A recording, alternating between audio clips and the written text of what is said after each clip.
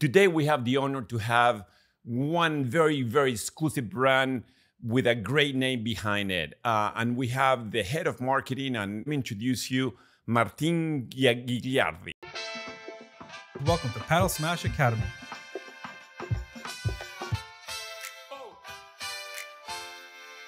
And we are all things paddle. So let me just tell you a bit about kind of like myself, my role, and the company. It's funny you say Martin. That's a very Miami thing because you know, growing up in Toronto, spending 20 years over there, I was raised for a big chunk of my life over there. You know, nobody ever says Martin. It's all Martin, right? So it's very common for people here. You know, I was gonna say, do people here call you like Julian Caesar or like Julian Cesar? You know. I got involved in the business about 6 months ago with the parent company that owns Kimoa. It's called Revolution Brands. We own a portfolio of different businesses. Within it, Kimoa. Kimoa was a business that was acquired from Fernando Alonso, F1 driver, racing with Aston Martin, having a very, very, very successful year. And we hope it continues that way. Kimoa was all about sustainability. It was about the California sort of lifestyle. What does it mean? Kimoa stems from a Maori word, al mar, to the sea. It was all about that sort of California lifestyle of sustainability, being close to the ocean, living sort of that sort of leisure, that sort of adventure that you get out of California. I think that's something that people associate a lot, like the sun, the beach, the water. Think about like surfing, that sort of lifestyle that people have, a very sort of active lifestyle, very close to the environment. So Kimoa stands for basically that and much more. We're very focused on sustainable practices. A lot of our clothes have a lot of sustainable materials. We're keen on protecting the ocean. That's something that Fernando stands behind quite a bit, I'd say. That was the real reason why Kimoa kind of like opened up. So a lot of our clothes, a lot of our products are made with fishnets, with recyclable plastics. It's unbelievable how much stuff makes that up. Yeah, I saw that. So let's talk about your products. What products do you guys produce? You know, interestingly enough, we started with your regular sort of t-shirts, caps, sunglasses, again, all made with sustainable sort of materials. And over the past months, we started experimenting within our Kimoa Lab sort of division on other sides of the business. Things that still relate to that sort of excitement that you get with the speed and performance that comes with someone like Fernando Alonso. So things like cycling, for example, things like paddle, which we'll obviously be talking about quite a bit. Skiing, you know, so like for example, ski goggles. A lot of technical sunglasses that you can actually use when you're again cycling or playing sports or whatnot. So there's a lot of the products that we have out there that are very keen on not just sustainability, but also action, fast, speed, excitement, different sorts of sports that in today's world, you don't really have a big brand behind. You know what I mean? Like I always tell the example, if I tell you the brand Vans, for example, the first thing that comes to mind is skateboarding. Yeah. Like, you don't have to be a skateboarder to enjoy, you know, wearing a pair of Vans, for example. We're trying to turn Kimoa into that sort of sustainable sort of brand, which in today's world, there's lots of brands out there that are trying to be sustainable. But at the same time, how do we attach it to, you know, sports that we actually really love that don't have that sort of fit out there? Whether it's racing, because I can't really think of a racing brand out there that's associated from a clothing point of view. Right. Or, you know, paddle, sure, you have a lot of brands out there, whether it's, you know, Head, Wilson, you name it. There's a lot of them out there that are, but nothing that is, in my mind, specific that does a lot of clothing, for example. And that also obviously does a lot of the rackets and whatnot. Right. Now, I always see lab everywhere. What does that mean? Is that your R&D or is that your like areas where you figure out what you're going to produce? Yeah. I see like Kimoa Lab. So I see lab everywhere. our lab is our division of unique sort of products that we're just testing out. Okay. So it's very different from our clothing sort of brand because it serves a specific purpose. Where a t-shirt, you know, I'm wearing a polo today. It's an Aston Martin sort of polo collaboration that we do with them. Where this can be used anywhere, you know, whether you're just going to a normal event or I'm coming here for a podcast or I'm just, you know, on a weekend sort of thing. These sort of lab products serve a specific purpose. You know, whether it's a paddle racket, you're not going to use this for tennis, for example. You know what I mean? Yeah. And how many products this lab usually tests? I mean, are you talking about different sports or one sport specifically? No. We actually cycle through a lot of sports. So in this case, we have paddle, which is something that we've been very keen and focusing on, obviously due to the high demand and the growing of the sport. So I seen Fernando play a couple years ago in Wynwood. Yeah. And is that how it came to be, producing paddle rackets through him? Yeah, it's interesting. He, as crazy as it may seem, he has a huge say. He's still part of the brand as much. You know, we're involved now in the business. He's still our global ambassador. He has a huge say in what goes and what doesn't go, from designs, from what sort of collections we want to work on, what sort of products. So usually it comes from him. It originally stemmed when we were doing the lab stuff into the cycling, because he's really big into cycling. So we were doing a lot of the technical glasses and clothing and whatnot. Now we started transitioning to paddle because it's something that he's started picking up a bit more often. He loves sort of doing. So we've, you know, now kind of like dived into the whole paddle scene. So how much R&D did you guys invest in the paddle rackets, and how many paddle rackets do you have to offer? Today we have 2 models, which Which are these two? Which are the 2 that you see right there. We are looking at expanding the lineup. So one of the lineups that we're looking into right now is the pickleball area. So we're looking at a pickleball racket, which will, you know, hopefully launch in the coming months. And we are looking at potentially making changes to the racket that you see in here. So you're gonna have kind of two paddles. For now, yeah. Okay, and so who designed the paddles? Because the blue one is beautiful design. You like it? Yeah. Cool. Beautiful design and beautiful presentation. Let me Thank tell you. you. Thank you. I appreciate it. The designs come from our company in Madrid, in Spain. So they're in charge of a lot of the designs that happen for our clothes, for our sunglasses, for our t-shirts, paddle rackets, whatever it may be. We don't manufacture them in Spain. The paddle rackets specifically, we manufacture them in South America. So they're handcrafted in South America. Okay.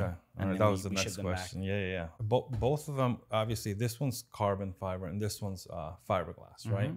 So, this is the carbon fiber is going to be a little stiffer, right? And then the fiberglass is going to be a little bit more malleable, softer. Yeah. So how did you decide to put Alfonso's name on the fiberglass one and not the carbon one? Is that the style of paddle he likes? Yeah. So more than the style of paddle that he likes, we also thought about how we could be inclusive to everyone. And when it comes to like launching a paddle racket, you got to think about, you know, how do we appeal to people that are slowly getting into the sport? Okay. And that's maybe the more round design of the STB one, right? This one, I actually, this one with the carbon fiber was a little stiffer and easier to use. Yeah.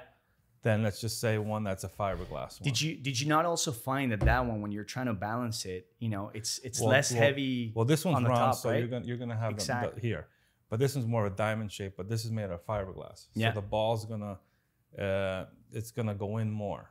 It's not gonna have that that kind of that stiffness that the carbon fiber does. Right. So the way that we saw it was more, how do we design something that's for more advanced sort of players in the diamond sort of shape? Yep. And then how do we appeal to, I want to say the masses, but beginners, with a different sort of racket that's more round, level-headed. So you guys went with a diamond shape on this one for like more advanced look, I guess, with heavier on the top, but did a fiberglass for more of a beginners. Yeah. Yeah, so it's a little easier to use, let's just say. It's a bit of a mix, right? We're starting to get involved in the sport right now, and we're just trying to test out what works and what doesn't work. And it's not just the materials, it's not just the designs. Understanding that we wanted to have something for more of a beginner sort of group and more in advance, but also things like pricing. You know, because if you think about pricing today for paddle rackets, they're all over the place, right? Like you can find them for $80, you can find them for, I don't know, $400, $500. You tend to find the carbon fiber ones more expensive. There's more expensive, you know, the material.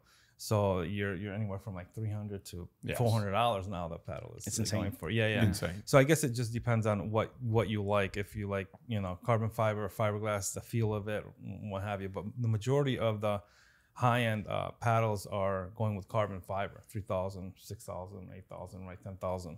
and that's kind of the trend. So I used the black one, and I felt a little bit more stiffer than the fiberglass one. Yeah. But I assume the fiberglass one is made for the majority. I'm assuming because it's a little easier maybe to use, right? Not just that. Interestingly enough, if you look at the price points, they're not that far apart from each other. No, they're right. Like close. the round, the round one is about $350. Yeah. And the diamond one is about $385. Yeah. And that also comes again with testing the market out. I think Yeah. the market here in North America is so different from the market in Europe. So the question comes back again is how much R&D did you guys put into the paddles, and who's your market for the paddles? So I'll tell you, it was a combination of Fernando Say in terms of the design and kind of what he wanted to design is beautiful. Yes. I love the color, everything. From a manufacturing point of view, we partnered with someone big I can mention, unfortunately, who had experience in the industry.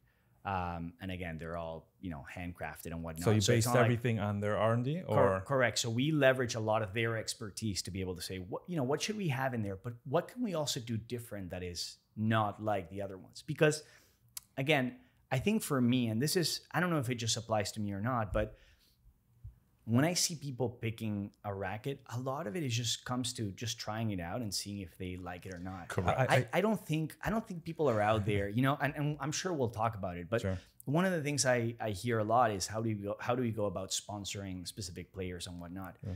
But I don't hear enough people who go out there and say, what are players using? Because I want to use the same racket that players are specifically using. Actually, I see different. I see people buying paddles in two forms, majorities. Number one, if they look good. Yeah. Because they're beginners, they really don't know. And they're depending on coaches too. Yeah. But they're also looking on, what looks good. So that looks good. So you might draw that. A second one is going to be price point. 100%. Yeah. 100%. Yeah. And how do you create that? Because the challenge you have with a price point is, well, let's start with this. Handcrafting this, it's not cheap. No, I think there's this sort of idea, this man. perception that you can crank these out of China for $10 a piece. No, they're not coming out of China for $10 a piece. They're not coming out of China at all, but forget about the $10. Yeah, they're handmade. They're handmade, exactly. each individual. So yeah, exactly. The manufacturing process is very much hands-on on a paddle. 100%. And everybody compares it to tennis. Tennis is you put a mold and you just do 100 rackets an hour. Here it takes an hour just to do one. So I think the second way they're buying is based on their favorite player, right? They go and buy it because it's their favorite player. And I think the third way is once you get to that more high intermediate advanced, you already know what type of paddle you like.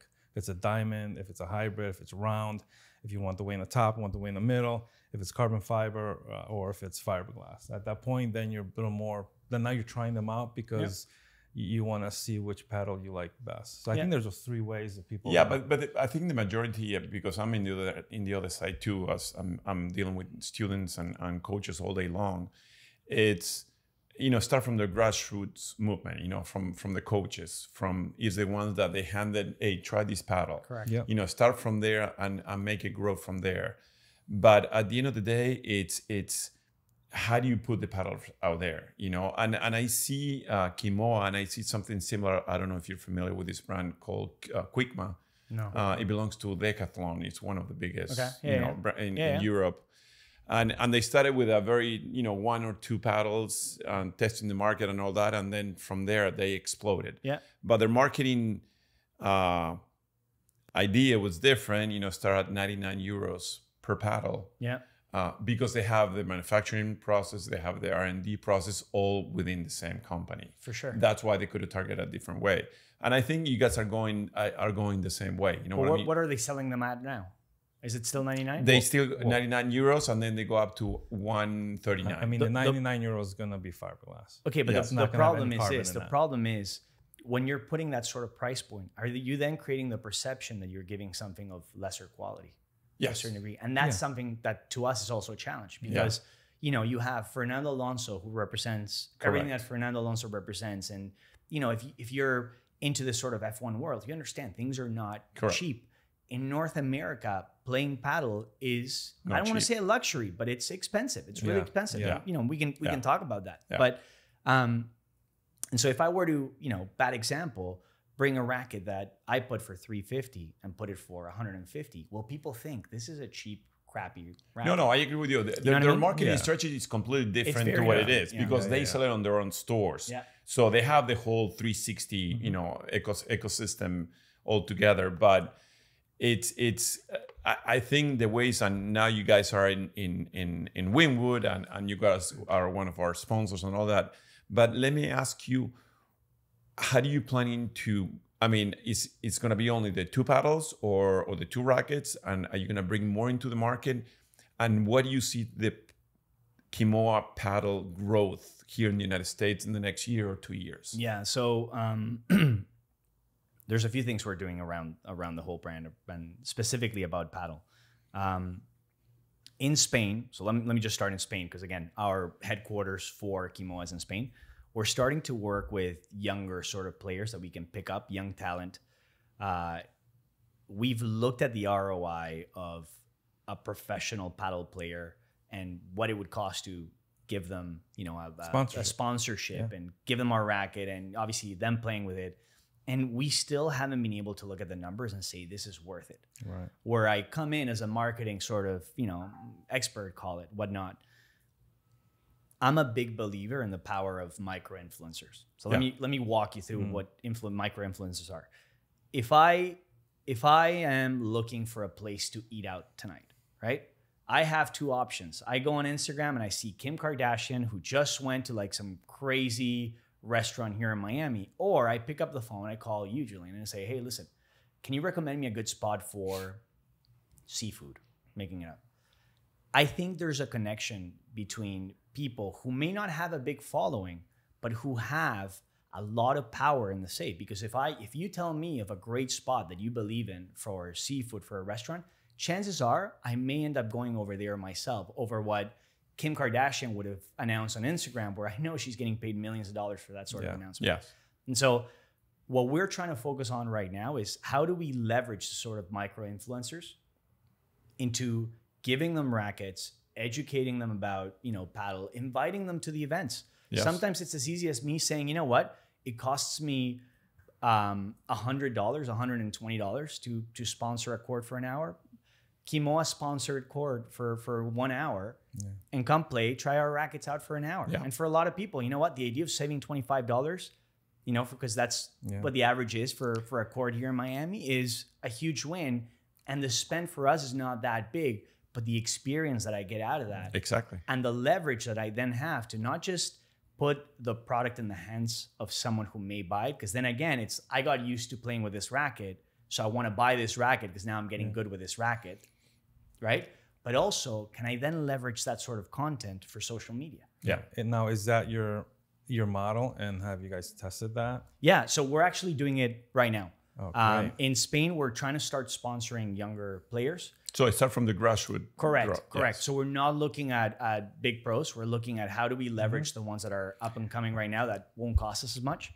And here in the US, we're not there yet. Okay. We're looking into the idea of, we sponsor a court right now just to get the name out there for people to see it. That's why we're here today. Yes. We have a lot of players looking for sponsors, right? Yes, exactly. No, and you made a very precise statement, with the micro influencers. Paddle Smash Academy, that's who we are. We are a micro influencer trying to promote the growth of paddle here in the United States. Yeah. So I love that term. We have a very small niche, but our objective, vision, and mission is to make paddle growth here in the United States. Yeah. That's why we're trying to bring everybody. And going back to what you're saying, and I'm going to play devil's advocate here, because I'm here. I'm on the court, 4 or 5 hours a day. Yeah. Coaching and teaching people. One of the things that now at Wynwood, we have the brand, meaning we selling the paddles. We have the branding on the courts. Yeah. But every time we ask for a demo racket for the student to try it out, we don't have one. Yeah. And that's a very important, instead of you renting the court, why don't you give 2 or 3 paddles to each club 100%. that you're, for them, hey, try this paddle. 100%. Because I bring it with me into the court, try them out. Yeah. Everybody's looking. So that will be a great way for you guys to using us to expose the brand to every single one, because the moment you try it, they will trust us 100% for sure. what we tell them. You know what I mean? Because we are the experts on the court. And if we tell them, try this and do it, that will be a key factor for you guys to, start from the bottom up. Also, I think some of the success from the other paddle manufacturers or companies is that when these players are first, trying out paddle, they're not ready to invest in a $350 or $400 paddle. So a lot of times they're renting them. But if they see and renting costs money after 2, 3, 4 times, if they see something a little bit, less, a beginner's paddle, they might go for that to see if they're really like this sport. And once they do, then they'll probably buy the same brand of the first paddle they bought, but something a little bit better. Yeah, for sure. So that's, the market research says that, we at Winwood, we rent paddles. Yeah. And it's after the 8th rental, the player will buy one, because they said, I already spent $80 on it. But wait, Why- is it because of analytics, that? man. Is it because the perceived notion is that they spend $80, or because by that point they're hooked on the sport, so they feel like Exactly. they're committed? Yes. Yes. Because that's a very different sort of Well, thing. that's the two variables. I think the Yes. reality is after 8 times of someone going, they're going pretty often. Like, Yes. look, I'll give you a very good example. 6 months ago, I didn't play paddle.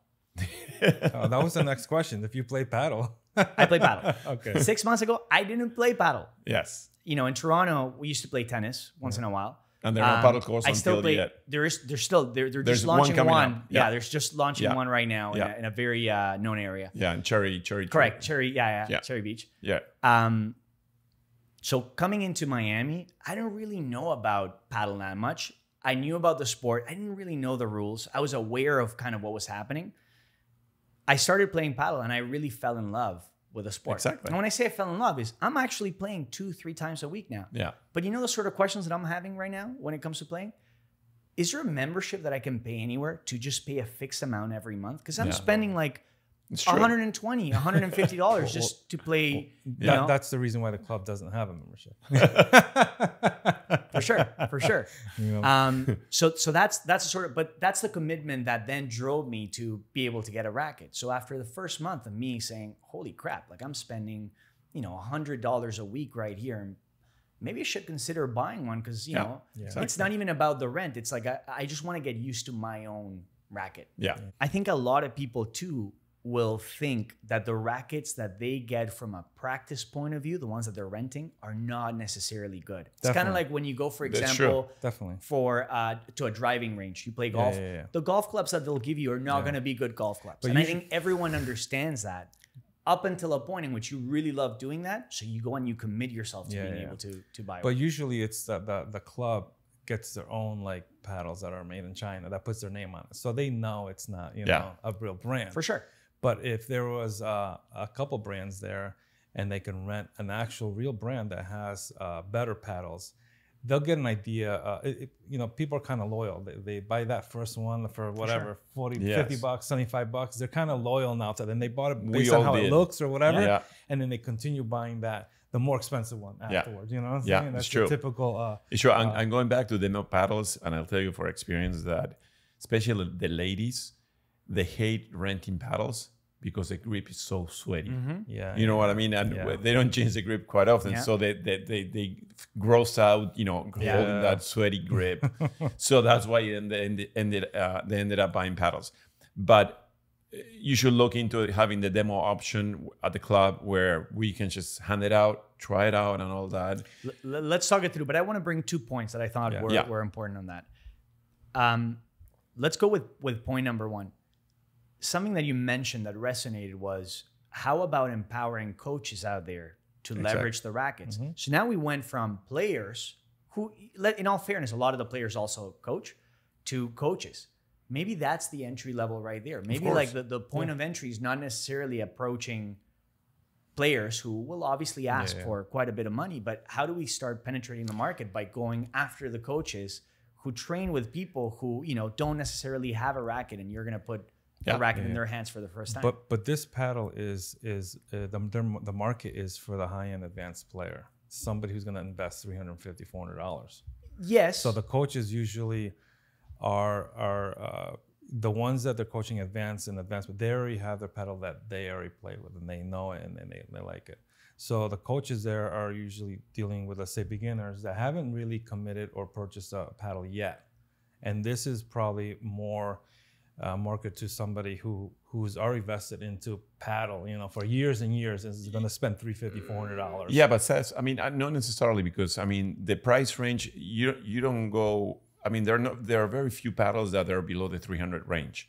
There's you know what I mean? There's like a 200, like maybe 290. Which is some good paddles for like 150, 200. Yeah, but that's for people that know, right? So that's again the idea of the perception of where the price stands and what value it creates. For example, blindly, I walk into a store and I see two rackets, one going for $350, the other one going for $250, and they're both on sale today for $200. I guarantee you, 9 out of 10 will pick the one that's $350 without really considering the specs that make it better or worse. Because it could be just all fluff, and it's. I think you're right, but I think most people call their coach or somebody that is better educated in paddle first. Hey, what do you think about this brand? You know what I'm saying? And then the coach or the person who's been playing paddle for over 4 or 5 years is gonna say, hey, look, this is this is that. Like I can identify, or both of us can identify paddle, what material it's used, who it's for, what's it's best for. So I think a lot of players will rely on coaches or somebody who understands paddle a little more to guide them to what should I buy, what should I choose based on their style of playing and where they are. Which is important, because a paddle is going to be different from a beginner to intermediate to more like a far advanced, and it depends on their style. If they're playing left side or right side, if they're playing more defensive, playing more attacking. These are all different types of paddles and styles that coaches can determine based on coaching the player. They know what type of player they are and what paddle will fit them best. Diamond shape, a hybrid, a round, all those. I get this question on a weekly basis. What paddle should I buy? And I tell every single one of them, try them out first. That's because the best. Because the other thing that we have is some paddles that are very stiff. They're very heavy. So they need to try them out first. That's why it's so important for clubs and brands to have that them over there. That is coming from tennis. Every single brand, when you open an account with Wilson, Head, whatever in tennis, they give you 2 or 3 demos. Have them at the club, use them. Go crazy with it. You know what I mean? Because you got to feel it. It's a very personal thing. I might like this paddle better than the other one, but it's you got to feel it. What proportion of players are you guys seeing that actually get coaching? Because the reality is, there's many people that don't necessarily get coaches. They just start. Well, I coach in between 30 and 40 people a week. Different people. No, but what percentage relative to the number of people that play paddle actually went with lessons? Like, I'll give you an example. I play tennis in Toronto. I'm playing tennis here, recreational, okay? But I've never taken a lesson in my life. Now, that isn't the same with paddle, for example, where I have taken a few lessons. What percentage of players are you guys seeing that actually take lessons relative to the total population? I'll give you the big difference and the big question that I always ask. Let me ask one thing. How many strokes or shots you have in tennis? Let's number. Forehand, backhand, volley, serve, smash. What else? 5, right? Okay. So what he's saying is, if you come from tennis and you're playing paddle, you're playing tennis in the paddle court with only 8 to 10 shots. That's it. Paddle has 32 different shots that you have to learn. 32 different ones. Only within the forehand side, you have 7 different forehand types that you have to learn, because now you're using the walls.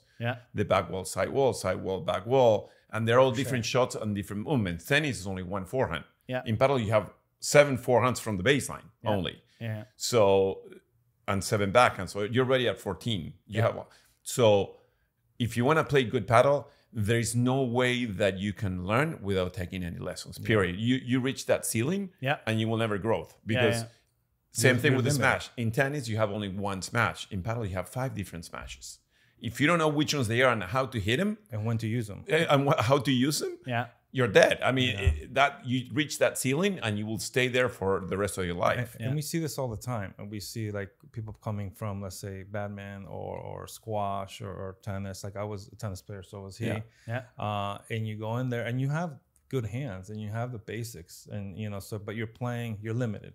But you're playing there, and a lot of people don't know. that they're limited, but they're playing well. I mean, they're athletic, they're running, but they're not really, let's say, playing paddle or limited. But there'll be a point where you figure it out. You play up a player that's real paddle player, and you're like, I'm playing wrong. Yeah. You know, like, what the hell am I doing? I thought it was good. I thought it was a 5.0. Yeah. And then you said, you know what? I got to take lessons. There's those. And then there's ones that have never played any sports. And those go right into the to the lesson. And those are the ones that, you know, probably they're going to want to buy something, let's say, less expensive. You know, the ones that are already come from a racket sport, let's just like myself, I'm going to probably choose something I'm accustomed to in tennis, like Head, you know, Wilson, something with like a diamond shape. And that's what I did. You know? But that you will aim also for the high-end pricing paddles. Yes, you will not buy the 99 or 150. Right. You will go for the 350, 400. 100. Well, I would. I mean, I think... depending on what you. And me knowing you as my partner, you will buy 5 different brands. You got it in the $400. I got so $400 range. Do you change the racket that you use? No, we do a lot of reviews, but I also am looking always for the best racket for me, right? Yeah. So I'm always, if something comes out, I look at it, I'll get it, I'll use it, we'll do a review on it. But I mean, I like it, so I'll still stay with my paddle. And I'll keep going like that because you're always looking for that little extra edge. That's you know interesting. What I'm saying? I have a different take for me. I just want to keep on using the same one because I feel like I'll get used to it more and I'll learn how to master it. That's what happens. Like I use a Head Alpha Pro for 2 years. That's what I have. That was my first racket. Sancho Gutierrez is a great paddle. I used it for 2 years, but I constantly was looking for something better. I couldn't find it, so I stayed with that. But then I found the Head, the Speed X. And then that one, I used it for a while and then went back to the Alpha Pro and I couldn't. I have to now use that Speed X because it's such a difference. Yeah. That's kind of what I do. But I think I'm like, you know, not the norm. He's a special case. I'm a special case. He's a, you know, fanatic. But I'll tell you, I relate to that because the first racket that I got, and this is prior to Kimoa launching the paddle racket, was an Alpha Pro. I think it's the best racket. And I'll tell you how I did it. I just Googled paddle rackets, started looking at reviews, found a great deal on OfferUp, and I ended up buying it used for, you know, a great deal. And the guy's like, it's just too heavy for me. Mm-hmm. I didn't really know a whole lot. I just know it had great reviews, and that was it. And then you just start slowly trying to get used to it. Now I'm starting to play with. You're price conscious now. I got a great deal out of it. That's a reality. Because Alpha Pro was never like very expensive. No, out of all the paddles, they were like, you know, average. I want to say I paid about $200. Yeah. Okay, that's what I think. That's a good price for that paddle, man. That's what I think I paid for that racket. Yeah. And I'm happy with it. Yeah. And the reality is, I'm slowly trying to test the product out, use it a bit more often. But when I want to play with someone that I feel will be a bit competitive, and I have that sort of competitive spirit, I end up just grabbing the Head one because I'm used to it. Yeah. Not because I necessarily find one. It's probably a superior paddle than all the ones you have because it is an amazing. That's a great question. So now let's ask for a review here. So you have the Head, and compared to this one, what would you compare? What would be your review on the different? Because now you might feel the difference between one and the other one, right? Yeah. Well, he just said it. He pulls out the Alpha Pro. I know. But what do you think about this paddle? Which ones are you used out of the two? Yeah. This one, the top one. The top one. Yeah. So what do you think about this paddle compared to the Alpha Pro? I like the control and the weight, the balance that I have on it. So now you're at the level that you feel the difference. Yes. I mean, I say that, but this is like no different than someone that starts meditating and they tell you that they're finally meditating. And you could be meditating for a whole year and never really meditated. Yeah. Truly, right? Yeah. I feel like I understand my hitting point within the racket on my Alpha, where I still don't really get this one fully. So I played the Alpha Pro 2 years, and the Alpha Pro is a mixture of these two. I'm gonna tell you how. It has a diamond shape. The Alpha Pro have that one, and that one's carbon that the Alpha Pro has. So it's like a mixture. Yeah. So if this was carbon and had a diamond, it would be closer to the Alpha Pro. Or even the Wilson Bella Pro. Yeah. You know, that's where. So what did you not like? Let's revert it. Because usually people will tell you like, what did you like about the racket? And you're doing a product review, and you know, sometimes you just gotta say good things about it, whatever. What did you not like? Just bash the racket if you had to bash it. Well, I'm you know. Well, be honest. I want you to be honest with me. We're very honest. I think this paddle here is a beautiful racket. I mean, I think it will sell because of its design aspect, the color and the yellow. It's just beautiful. I mean, you want to buy it. Yeah. You know what I don't like about it is it's fiberglass. That's like old like technology. It should be carbon fiber. It'll be a little stiffer. The ball come out faster. You have more control. And that's the problem with that paddle. The other one is a little carbon fiber, but not enough, but it has a little more power and stiffness to it, but it's round. So the weight's more in the middle. I like the weight more on the top coming from tennis. Exactly. You know? So I believe that, I think it's the opposite. I think the bottom should be fiberglass and the top should be carbon fiber. And that paddle will be a better paddle being carbon fiber. In my eyes, the way I like to play. Okay, because everybody plays different. The ball in there is fiberglass comes in too far and then comes out. Okay, so you have to work a little more on it, you know, whereas the carbon fiber is more stiffer, you don't have to work as much. You know, you go through, and I'm accustomed to carbon fiber because I use a Speed X. So I'm accustomed to that already, you know, but if you are used to using fiberglass, then you probably would like that paddle. But I think more and more as you see the technology and the pros are playing with carbon fiber because it's stiffer, it's stronger, the ball comes out faster. For me, I'll tell you what my feeling was, and I'm going to give you a Formula One analogy. Go for it. The body and the chassis of an Aston Martin. Yeah. The engine of a Toyota Corolla. Okay? Yeah. Or a Fiat 500. That's fair. Fiat 500. You're not racing in the F1, but if they were, I get it. Looks fantastic. From the outside, freaking sexy. I love it. Yeah. The feeling, it wasn't there for me. You know what I mean? Same thing. The fiber makes a big difference at our level. You know, the level that we feel because the ball, it doesn't go as much. But yeah, you guys are the first two. It's an evolving market. It is, for sure. It is. But like I said, when we saw the looks, it's like, holy shit. That looks pretty. Beautiful. That looks in the freaking box good. and everything. Yeah, oh my God, this is a $500 paddle for sure. I want it. These colors are beautiful. But then when you start feeling it, you because we do many reviews of different products, it's not there yet. It's not at the level of the Heads or the Wilson or the advanced paddle. You know, it needs that extra, touch R&D behind it or something like that. But it's and the foam is a little softer. The foam is soft. And then I use the other one, the round one, and that had carbon fiber, and I can feel the difference. I can feel the ball coming out a little bit more. You know what I'm saying? If I had a little bit more carbon fiber, that I think this would be. I actually preferred this paddle over the blue one. But design-wise, I like playing with a diamond head, and that color is beautiful. That's funny. I like the diamond in terms of design. I prefer the colors of the black one. Maybe I'm just like a more. But you see, paddle is so personal. It goes about the looks and all that and the feel. That's why it's so important for the people to try it out. Because at the end of the day, this is my personal feeling. You know, it wasn't his feeling or yours. For sure. So that's why it's so important for people to try it out and get get it out there. But I think you guys are on the right track. Start with 2, get some feedback back. See where you're at, and then start making small changes.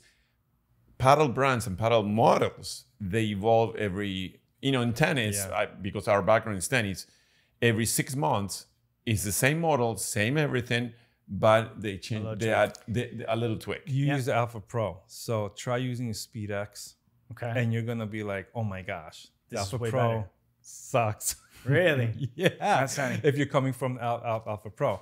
But if you never use a Speed X3, then Alpha Pro is going to be amazing. So it's kind of this, same theory as he's talking about. So, again, I think we're really excited because we have a product that, it really started selling.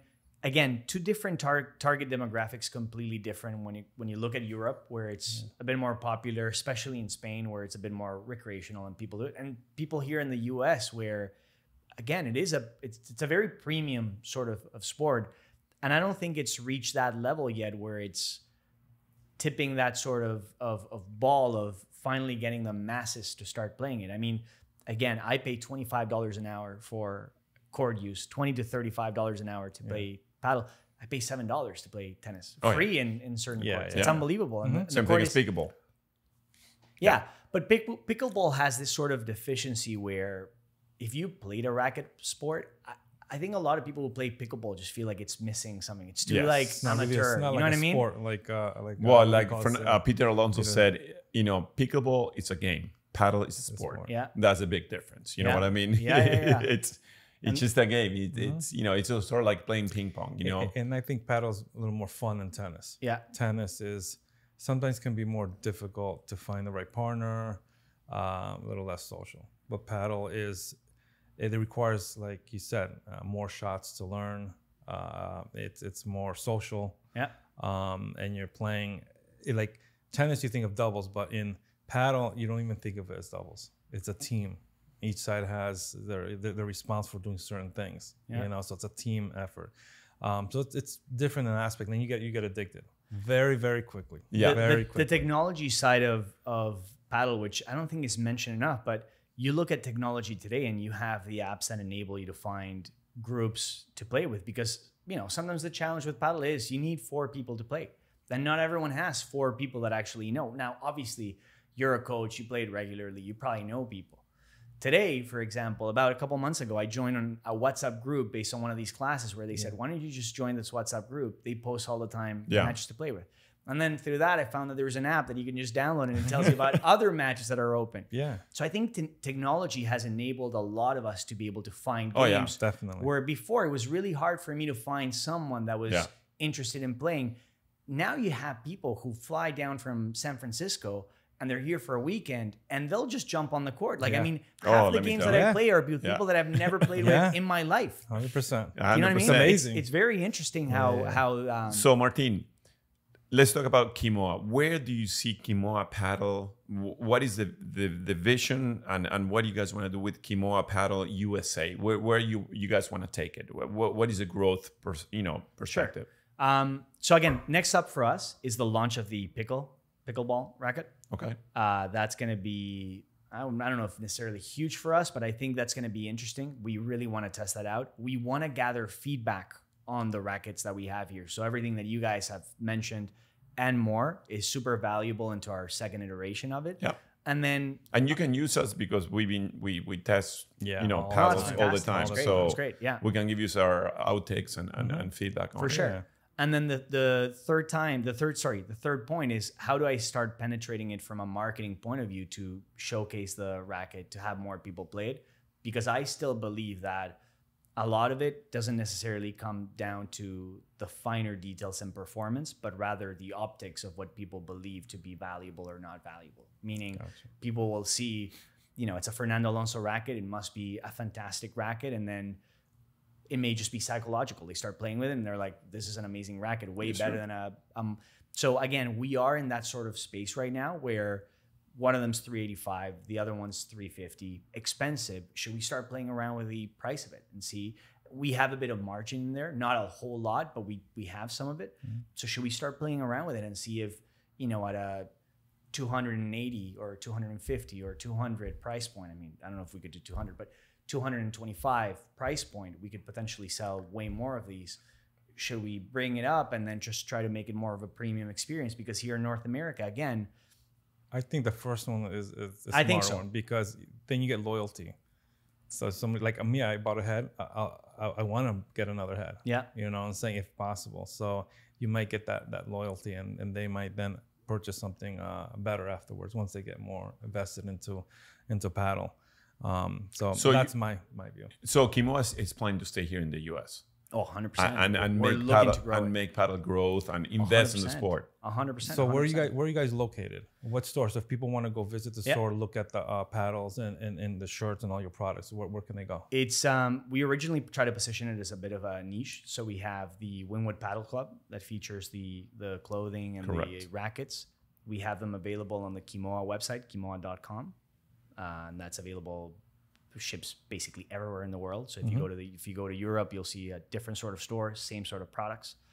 And we also have it available at our Simply EV store, one of our other sort of legs within this sort of entire group of businesses, an electric scooter business. So we're very into this whole environmental movement. So you guys, that's your company as well? One of your verticals companies? Or it's one of our we have Simply EV, a retail store in Wynwood. That's cool. Literally right next to Sack the Baker, the Billionaires Boys Club store. Yeah. A beautiful store over there. We did Aston Martin events in there for the F1. It's a lot of electric scooters, electric bikes, electric everything, including our merch. So our own Kimoa stuff in there that plays a role in there because it's all about playing good for the environment. So would you call Kimoa a sports lifestyle brand, or what will be the right definition of Kimoa as a base? Yeah, today we're keen on saving the environment. Okay. But I think a lot of brands out there are trying to save the environment. Okay. I was on the Nike website the other day and I saw that shoes are made with like 10% recycled plastics or whatnot. Yeah. We're trying to now focus, and this is a challenge that people don't talk about. So I'll just go back into the clothing and the products. We couldn't use recycled products for the paddle rackets because when we looked at using recycled products, the quality is just not there. Yeah. And so you create, I mean, let's just say that you're not happy with it now, you're happy with it. You would definitely not be happy with what we originally got. It just wasn't there. You know what I mean? Yeah. And the same thing happens with the clothes. We're proud of the t-shirt that we have that is made out of 88% recycled products. But it took us quite a while to be able to develop something like this where it's recycled and high quality still. Yeah. And that's sometimes the challenge we have with products that are recycled, where they look good, but then you wash them and they're not really good, or they just don't feel really good. And trying to save the environment is great, but at what cost? Are you willing to pay the premium for it as well? Because it's also a lot more expensive to use organic products or recycled products or whatnot. So that's all the sort of stuff that we're looking into right now. Where I see the company evolving is we're working a lot closer with Aston Martin, for example. We are working on collections that are more keen on not just the environment, but also speed performance. We are looking at pickleball. So obviously racket sports is something that we're starting to dive into. And we want to continue that sort of path of like sports that don't really have a brand that, belongs to them, especially in the clothing side of things, also in the racket space. So what will be the definition? Sports lifestyle brand, or what will be speed performance lifestyle brand? Okay. With an eye on the environment. Perfect. And don't forget sun, sea, and light. And I love that. Yeah. Okay. Yeah. Oh, okay. So that lifestyle of people who do enjoy the beach, the water, and again saving the world. I did, and you guys sell the sunglasses there. They look top-notch quality. Great. I haven't looked at it. They bit. look great. Yeah. Why don't we talk about the sunglasses? Sure. I wish I would have brought a couple. Yeah. Yeah, we would have used them. Yeah. I'll bring you guys a couple. All right, cool. Good. Thanks. So made out of recycled plastics. We actually use fishnets on some. Oh, of those. really? Yeah, Nice. it's pretty cool. Very popular, I'd say. Different collections that we have. Good price point, I'd say, because all of them are like $180, right? No, some of them are 120, some of them are $80, and not everything's like too crazy in terms of price. We're trying to figure out what the sweet spot is there for sunglasses, and I think we've nailed that sort of portion of it. But again, it's everything. It's sunglasses, t-shirts, sweaters. We have the rackets, everything that's the sunglasses. The glass is something very important. Yeah. Do you have any technology behind it, or? Well, let's talk about how important it is. I mean, some people may not know. Number one, in paddle, when you're playing, the sun is out. And the ball comes up in the air and you cannot see it. Yeah. Yes.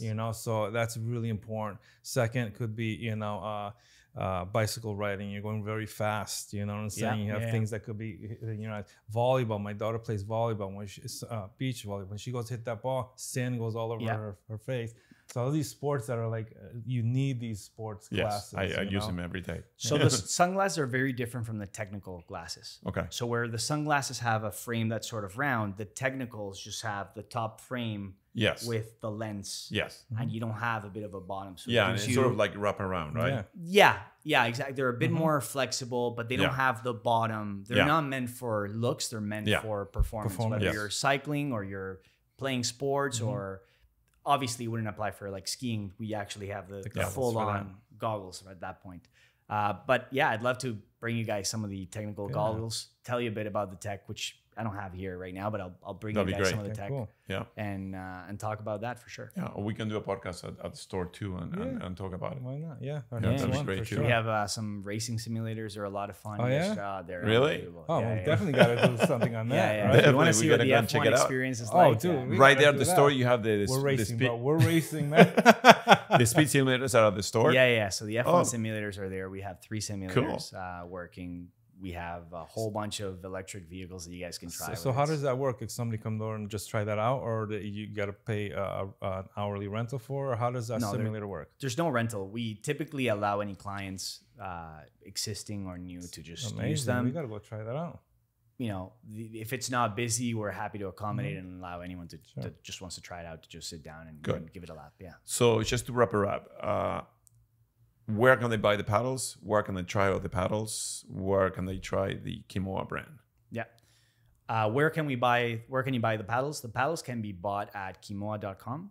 They can be purchased at the Wynwood Paddle Club. They can be purchased at the Simply EV website, simplyev.com, Simply EV store as well, which is located in Wynwood.